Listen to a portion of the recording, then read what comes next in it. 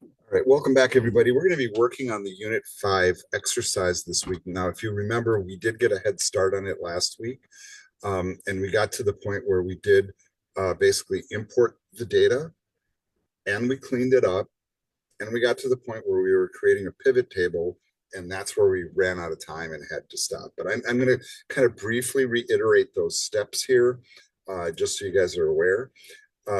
As you go through the exercise, remember that we have a starter spreadsheet and you just want to use that to begin with. All right, so let's go ahead and I'm going to bring up that spreadsheet and I'm trying to remember where I have it stored here. So just bear with me here a second. Um, I have it on my Google Drive, not my Drive.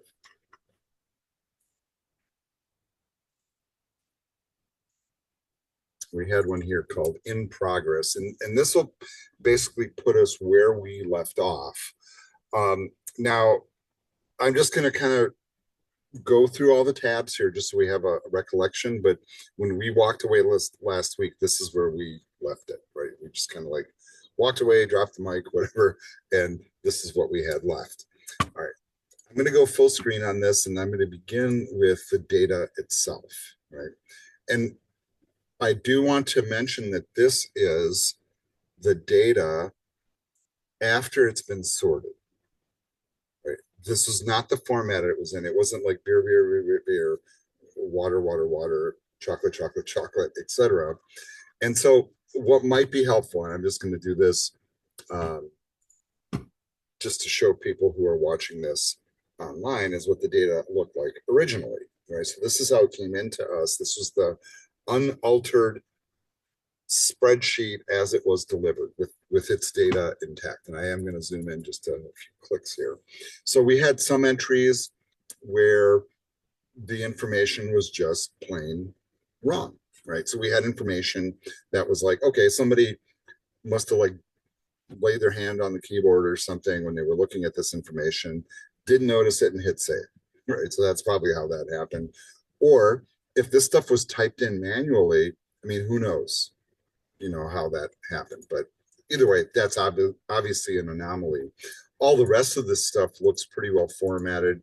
I want you to notice up here in the formula bar that these are just straight numbers in here. The dollar sign and the dollars and cents formatting just comes from a formatting selection on the toolbar. Everything's got the item and the category it belongs in. And this is, of course, the price means the selling price. You'll notice here we have one entry that it seems to be a bad copy of the category. And then we got another entry here that's blank. And we had a few of those, if I remember, right? And so we had to go through and fix all that data, right? So now, if you're asking in your mind, why do we go through the process of doing that? I'm hoping that you're seeing, especially when it comes to sorting, filtering, running subtotals, or any of those kind of automatic tools, and pivot table is one of those tools as well. If your data is not well formed and consistent, those tools don't behave well. In fact, sometimes they just will not operate, and you will get little messages that say you got to check your data. There's something wrong with it. It's not. There's missing data. It's in the wrong format. Yada yada yada. And this is part of one of the requirements of doing this type of work. Now, all right, so we're in a program that is not only about data analytics, but it's also about artificial intelligence. One thing that AI can do for you, by the way, and I've been experimenting with this a little bit on my own, is if you have a large data set, all right, we have one that's got 200 entries, but what if it was, let's say 200,000 entries? Not inconceivable. Would you want to have to scroll through all 200,000 rows and check for this stuff, figure it out, and fix it? All right, that sounds like a wonderful job for AI, right? You give it an Excel file, say, hey, clean up my data, you know, and then of course you'd want to spot check it. You want to make sure it's okay, right? And you might want to start with a smaller data set first, but that would be the kind of task that would make sense for an AI to complete for you. Right? So like trying to find practical use case scenarios for AI, that's not an unreasonable one, right? And that is a task where, let's face it, if you were a low level data analyst, you were brought into a company, that might be your task. It's like, okay, go through this like list of 2 million records and clean it up. All right, we'll see you tomorrow. Or maybe it'll be more, see you in a week. But if you could drop it into an AI and come back in an hour and go, hey, I'm all done, that would give you some value at work. It's like, wow, this guy's really productive. I'm sure they're on to those things, but I'm just giving you the use case scenario. The other pieces of information that traveled in, right? So we noticed these, by the way, these blank columns here, right? And these are, okay, well, there's no information here, but then I noticed down here, there's a cost table and a calories table. So if I wanted to determine profit, how would I do that? Well, that's going to be one of our VLOOKUPs, by the way, right? Because we can look up the cost for any item here, subtract the cost from the selling price, and then I have the profit amount, or the amount we're making by selling any one of these products. Same with the calories, right? So the calories are all listed here. And once again, we would just do a lookup on these. We wouldn't want to like have to look at the table and then enter in all the data. It makes no sense. You write one correct lookup formula, double click that little square in the corner of the Excel spreadsheet, and boom, you're done. Right? So that's one of the powers of this. So that's where we're going to kind of start, and then we'll kind of extrapolate the rest of the information from there. All right. So let's begin by doing those pieces. And I think it's honestly, it's easier to start with the calories than it is with the profit. And you'll see why in just a second. So this is a sorted list of information, right? Could be unsorted, doesn't really matter. But all the data is clean, right? All the anomalous stuff was removed, the blanks were filled, etc. There was not a situation where I had to remove a thing. So we're still counting it, but there were some, blank prices, wrong type of data, all that's been cleaned up. We did that last time, right? And frankly, it was a manual process for us, but it was a reasonably small list. Now, if I want to look up the calories for beer, I would do that on the calories tab, but this is a different kind of VLOOKUP for us because the lookups that we've done in the past, our reference information was on the same spreadsheet. We were looking at the same sheet. We didn't have to move around.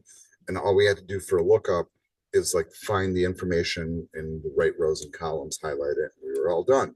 But now we're working on a different tab. And because Excel has this feature of, tabs, right? Like multiple sheets, multiple tables of information, VLOOKUP, and by the way, the HLOOKUP companion, which is the horizontal lookup, have the capability of looking stuff up on other sheets. So when I go to find the table array, that's the second parameter here, I can go to that tab, make my selection, and then come back here and finish my formula. Okay, so the first thing they want me to put in the VLOOKUP, right, the vertical lookup, is the lookup value. What is it I'm looking up? Well, I want to find how many calories are for beer. So I'm looking in the first column, A2 in this case, put in my comma, and now it's going to say the table array, and now I'm going to go to that tab. So I'm going to click on it, and I want you to notice how the formula followed me. So if you look up at the formula bar here, you can see calories, exclamation. So it gets the name of the tab and the exclamation mark. And by the way, that's why it's important to name your tabs what information they contain, because then this makes sense, right? It's on the calories tabs and I'm looking up calories. Perfect. All right. Now I'm going to highlight all the info. I don't need the titles. All right. So I have the lookup value in column 1 and the lookup return, whatever, in column 2. So that would be the next parameter, is which thing in that table am I pulling back? And it's the information in column 2. And then I also, am I looking for an approximate match or an exact match? Well, the answer here is an exact match. And so then I'm going to go ahead and press enter here. However, here's the big however, this is not a complete formula yet. It's really close, right? Is the calorie amount for beer 200? Okay, it's looking it up correctly. That part's okay. But what's not okay are these designations, because if I take, excuse me, if I take this formula and pull it down, it fails. Here's the why, because the references here and for the cells have changed and it falls out of range.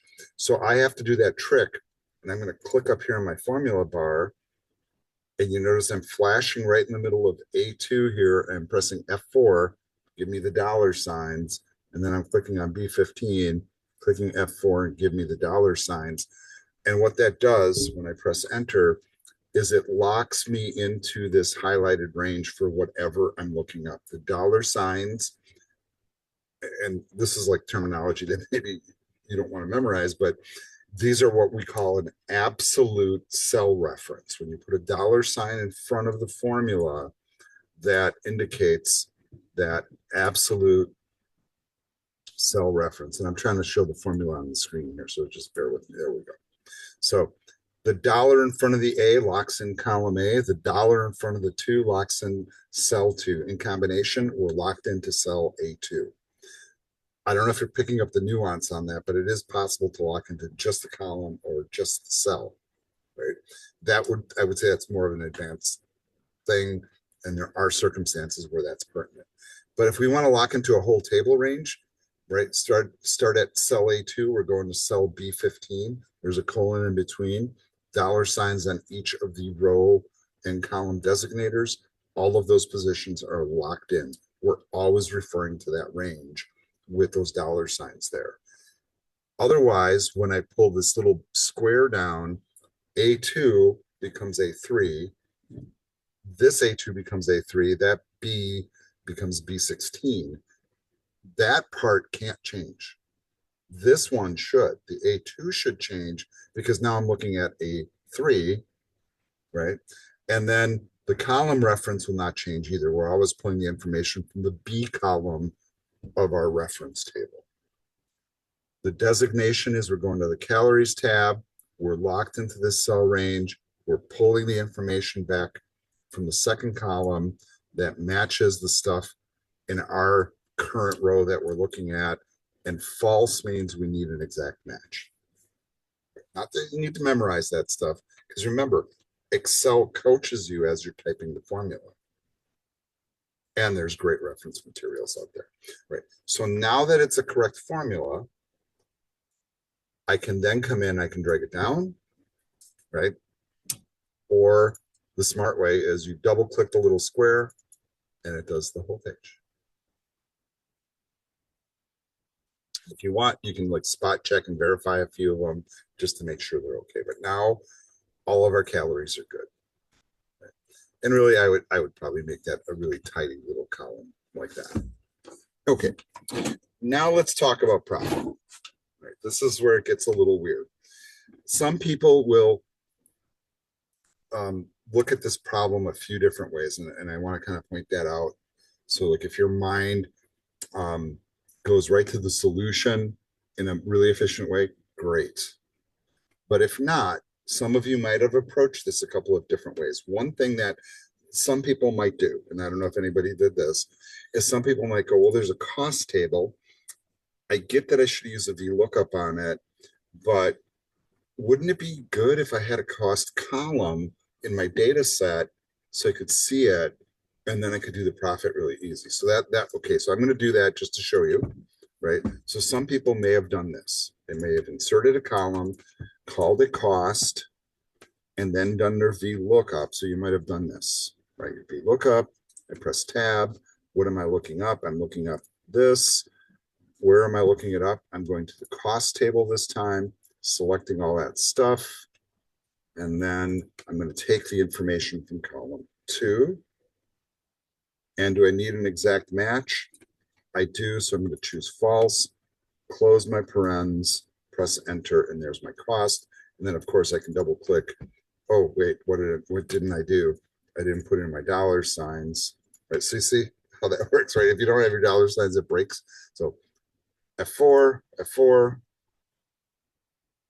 press enter, and now I can propagate the costs to all the columns.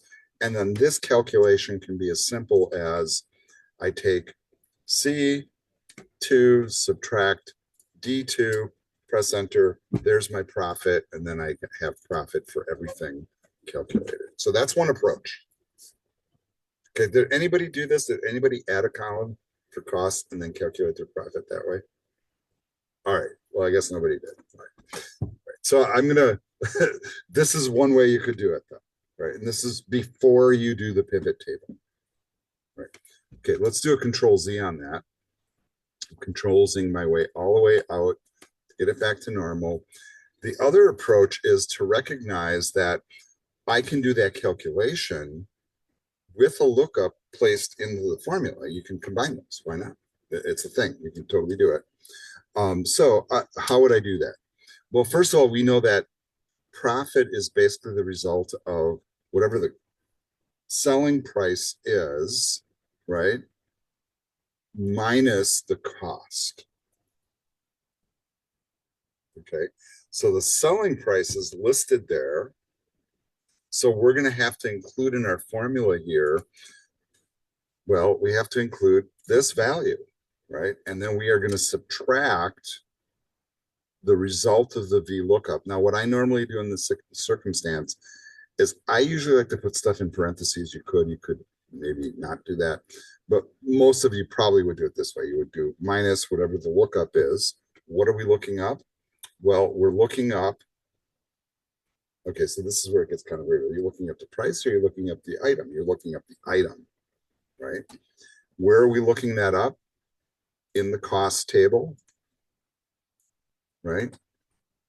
Which column are we pulling back? The second column. Does it need to be an exact match? It does.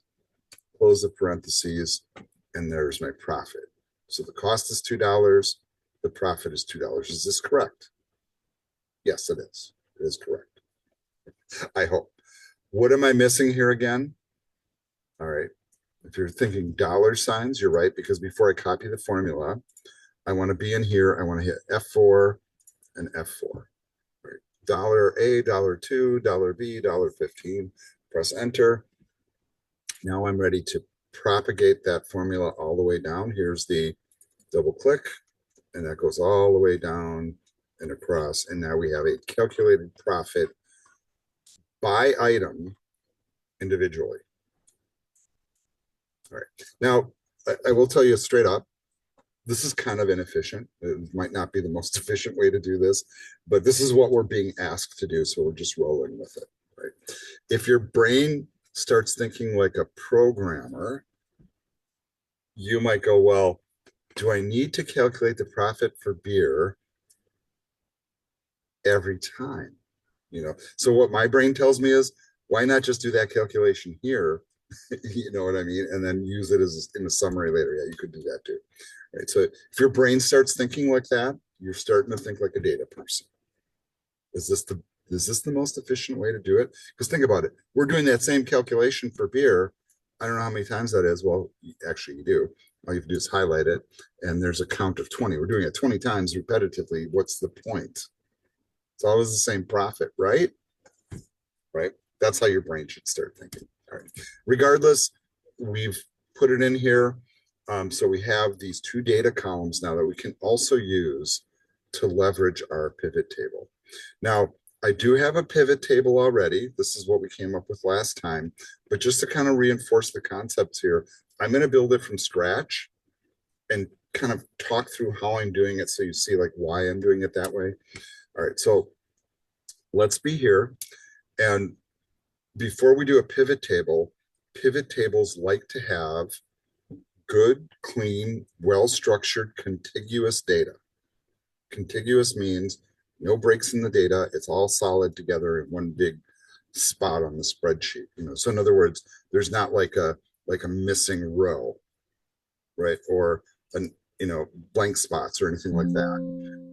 And I'm going to do a control Z here to go back. And the inclination might originally be, well, I need to highlight all my data and then I'll do the pivot table, right? And this is actually kind of what we do when we do charts, by the way. But the reality is you don't actually need to do that. All you have to do is just be somewhere inside your data, anywhere, right? Excel will recognize that the data is contiguous and assume it's a data set. Okay, so now I'm going to go to the insert menu. As that video said last week, you would think it'd be under data, but it's not. It's not. It's under insert. We're going to do a blank thing. I do want you to notice what it did here in the table range area. It actually automatically highlighted all the way up through the 200th row. But if I wasn't happy with that, by the way, I could click this. You notice how the box changes. And the reason for that change, by the way, just so you can get the box out of the way, so you can see your stuff. And then you can go in here and you can select a different range. Right? And notice how that's reflected here. And I don't want to do that, by the way. So I'm Control Z, right?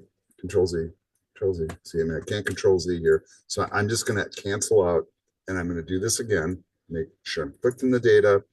It automatically selected all of it. I am going to put it in a new worksheet.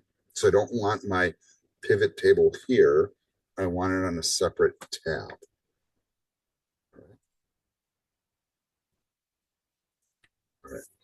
All right. I also want you to notice here that there is an option.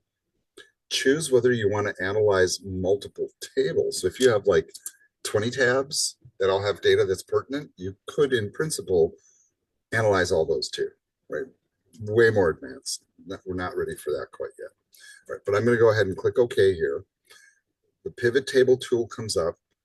This is not the way we did it last week. So if you guys remember how we did it last week, we used one of the prefab ones. I was like, oh, that's kind of close. Let's use that. Okay. Well, what if you start from scratch though, right?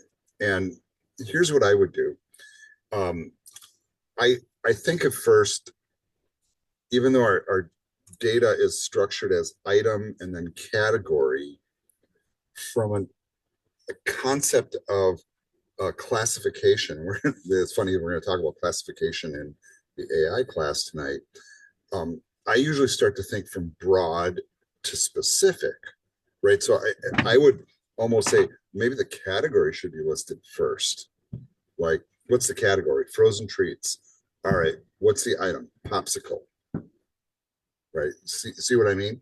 And so when I go to do my pivot table here, I'm going to start that way. And what I'm going to do is I'm going to grab the category column basically from my data, and I'm just going to drag it down here to the rows area. And now I see a listing of those items category. Now I'm going to grab the items and put it in the rows area, and it automatically creates a hierarchy. It recognizes that item is a sub portion, I guess, of category. Now, okay, what if you didn't do it in that order? Well, you know what? The pivot table tool adjusts automatically. So, I mean, if I flip it, then it lists each item as the higher thing, and then tells me what category it's in. And this view to me doesn't make as much sense, but you could do it this way, right? There are times where sometimes you do flip things around just to show different aspects of the data. I think this is a more useful view generally. All right, so we have that piece of it, and I don't know if you caught what I just did, but I clicked off of my data on the spreadsheet, and the pivot table tool went away. And I'm like, oh, how do I get that back? Right? That's like your freak out that happens. Okay, so the answer to that is just click somewhere in the data, and your pivot table fields tool comes back. All right. The next thing that we want to do is we also want to take a look at like how much, like what were our total revenues, right? So like one thought that you might have is like, man, maybe I grab that and put it in the rows column, the rows area also. Okay, that's a little weird, right? I mean, yeah, it sort of makes sense, but maybe that's not the best view. So sometimes you do these things where you're like, all right, let's put it over here. That doesn't make sense either. That's not what I'm looking for. Okay, so where does it make sense? What I'm really looking for, right, is I'm not looking for a breakdown of what's in that data field. What are all the different prices? I'm looking for what the values are. And notice how they have a box here named values. So I'm going to drag that down here. It automatically put us in sum mode. So it's giving me a sum for all the beverages combined, a sum for the beers, a sum for the bottled water, a sum for the soda. Now we have something that looks a lot more useful, right? I do want you to notice that one of the little aspects of this is that there are these settings you can make in this thing. So if you hit the drop down, choose the value field settings, you will notice that you can switch from a sum to a count to an average, a min, a max, a product, a standard deviation, on and on and on, right? Bunch of different stuff. We do want a sum. Sum is probably most useful for us. And the other thing that I can do is I can also name the information here. Right now it's being called sum of price. That's just what it did automatically. That might be appropriate. In this case, I think it might be more useful to say something like gross revenue, or maybe total sales. That one I think resonates probably the most. So I'm going to change the name of it. And when I say okay, the column header also changes, right? Data stays the same. Now, you'll notice up here, I have columns that I haven't used yet, right? So for example, the other thing that I'm being asked to generate is what is my total profit? Now, if you're guessing, that should probably go in the values area because it's similar to total sales. You're right. That's where it should go, right? And if you're not sure, drop it somewhere and see what it does. Okay, that's kind of weird. Those numbers are all the same. I put it here. That's really weird too. Those numbers don't make sense. But if I drag it over to the values area, and oh, that's a weird thing that just happened. Did you guys pick up on that? I drag profit over here, and instead of going to sum of profit, which is actually what I want, it's counting the profit. And then the other thing it's doing is it's not showing anything on the spreadsheet. And this is really kind of one of these really weird aspects of working with this tool, by the way. But there is a tool here, and I don't know if you're catching it right up here. So when you're in the pivot table mode, there's a tab that's called Pivot Table Analyze, or in some cases, if you have an older version of Excel, it'll just say Analyze. And what you want to do is you want to hit the refresh button, and then it will update your data. Otherwise, you've just made a change to like basically your computer program, folks, is really what you did, right? You just did it graphically, but the data didn't propagate yet. They'd never hit run, right? So refresh makes it run. But I'm not looking for a count here. I'm looking for the sum of profit. So I'm going to hit the drop down, hit the value field settings, click on sum. And the way I also did total sales, I'm going to say total profit. So we'll have it by category and by item and a grand total too, right? So I'm going to say, okay.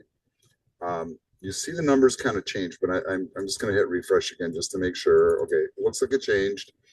But now I'm noticing these aren't like all pretty dollar amounts like these are, right? So I can highlight that whole column. I can go to the home tab, just hit the little dollar formatting tool, and boom. So with $563 total sales, we made $347.25 in profit. Okay, so that's where you should be getting to. If you wanted to do something weird, I'm just like throwing, for example, possibilities out here. Not that I would add it to a report like this, but why, for example, would I want to look at calories relative to total profits? Probably not at all, right? Who would want to look at calories? The person consuming the beverage, right? So like if you went to that concession stand like 5 times over, you got yourself like 5 beers, some ice cream, some popcorn, hot dog, whatever, and then you get your calorie count, like, oh my God, I'm over my daily limit already, right? It's like the individual cares about the calories. It's not that it's not a pertinent calculation, but management probably is like, I don't care what they bought. I don't care how many calories they consume. I just want to see the profit. Other thing here is, if you guys are noticing, there's this like row labels, and this is something you could potentially delete, right? But I try to do it, and what happens? You can't make the change, because it's going to affect the whole pivot table. I'm not sure what item would make the most sense here to place, and I think maybe, I don't know, I'd be tempted to label it a different way, but let's just leave it at that. Now, I do have one weird question, right? I want you guys to ponder this. When I created the pivot table, why did it start on row 3? This is a real common sense thing, right? You think it's starting cell A1. Well, what it's realizing is pivot tables are often used to do reports. And so therefore, reports usually have titles at the top. That's the why, by the way. So it wouldn't be unusual to leave space just to like put a title, a header, some information at the top. And I don't know if you guys have noticed, like when I do spreadsheets sometimes and I work on stuff, I like rarely start up here. I sometimes, like if I make a new tab, I might start like down here somewhere and get all my stuff in. And then I got like columns on the left and the right and above and below that I can manipulate my information. Now, granted, you can drop your stuff in the first cell and then add rows to the left, right, above, whatever, as you see fit. But I do find it curious that when they engineered the pivot table tool, that they left the like blank lines at the top, because they're anticipating that these are reports. So for example, we can say concessions, profit report, and maybe, give it a date or whatever. And then, make it look nice, make the font nice and big and do whatever you want with it. But just to pretty it up a little bit. All right. I'm going to call this the solution, right? I think we accomplished all the tasks. We did our lookups, we did our math, we used the pivot table tool. We played with the pivot table tool quite a bit, albeit on a rudimentary level, but I'm hoping that you guys see how powerful this tool is. Keep in mind, one of the benefits of it is it does not pollute your original data source or any of its formulas. It's just utilizing that information dynamically. If the data changes, this changes too, right? So if you caught the fact that you can import data and keep it linked up to wherever the data source is, so like if you are always attached to like a certain CSV file and that gets updated, once a day or once a year or whatever, that data would update automatically on the spreadsheet. If you have a larger data set though, that can break the pivot table when it goes beyond the range. So that's something you need to be aware of. So sometimes it's easier to recreate it. Do you have to have pivot tables on the same tab? I'm actually usually preferring that it's not. That's me, right?